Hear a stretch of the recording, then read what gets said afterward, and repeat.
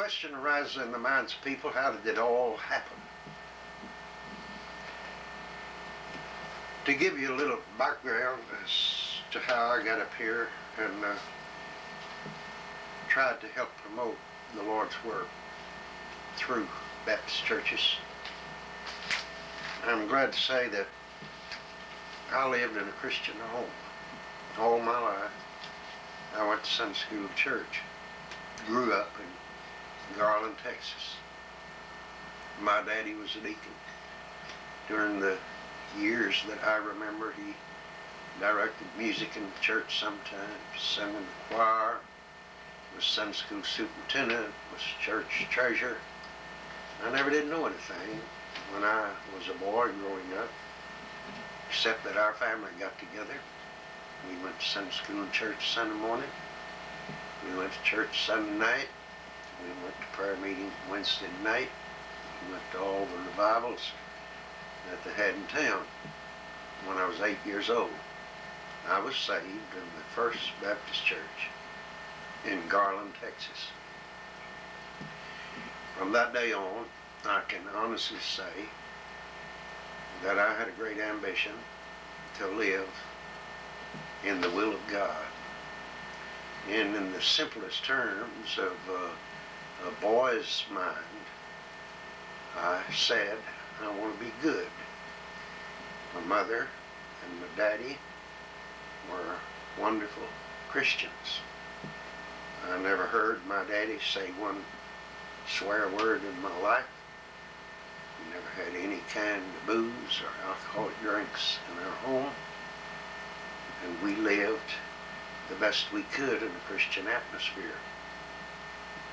And that's the way I grew up. During the years of my early life, I had work to do. Back in those days, we had a depression on most of the time. My dad always operated a cotton gin down in the cotton country. And there was work to do around the gin, and he knew all the farmers in the country round about, and he had work for us to do. When I was just a boy, I remember being in the cotton fields, chopping cotton and cutting the weeds out of corn, sometimes plowing with a team of mules, and then in the fall of the year, helping to gather the crops. So I stayed busy. Though we never lived on a farm, I worked a lot on a farm when I was growing up. We finally went over in the blackland country of Texas when they quit growing cotton and started growing other crops. Went out into West Texas, or up in the panhandle of Texas, in Shamrock, Texas, where my dad operated a cotton gin just 5 miles out of Shamrock, a little place called Leela. He also built gins around. He was a great builder. He stayed busy all the time, though we never had a great deal of money. We always had some, even during the Depression days, and we had food on the table for our family. We had 7 children in our family. I finished high school in Shamrock, Texas, and prior to that, I had worked after school and on Saturdays and during the summer months in a 5 and 10 cent store. And lo and behold, when I graduated from high school, I had a regular job with them, became an assistant manager, and then finally, by the time I was 20 years old, I was the manager of a store. It was there that I had a very close relationship with a girl who sold candy up at my candy counter, who is presently my wife. I was transferred to manage the store in Athens, Texas, and was there a little better than 3 years as a manager. But during all that time, from the time I was about 17 years old actually, I had had an inclination to maybe someday God would want me to preach, but I got embroiled in the business world and thought maybe that would be the life for me.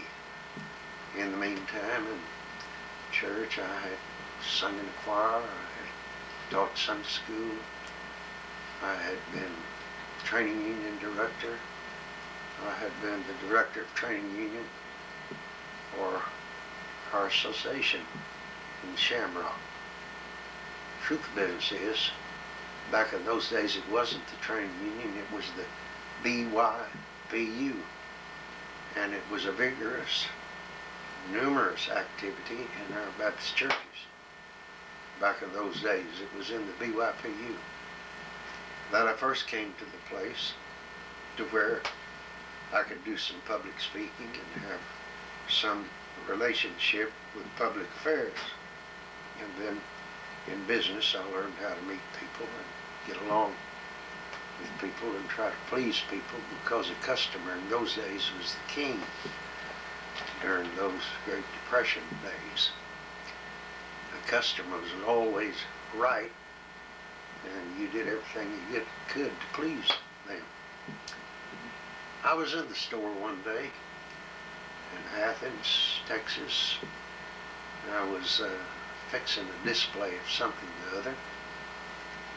Somebody tapped me on the shoulder, and I turned around, and there was a lady, a rather old lady to me then, and she shook her finger in my face, and she said, "Young man, why don't you preach?" And she turned around and walked off. That's all she said.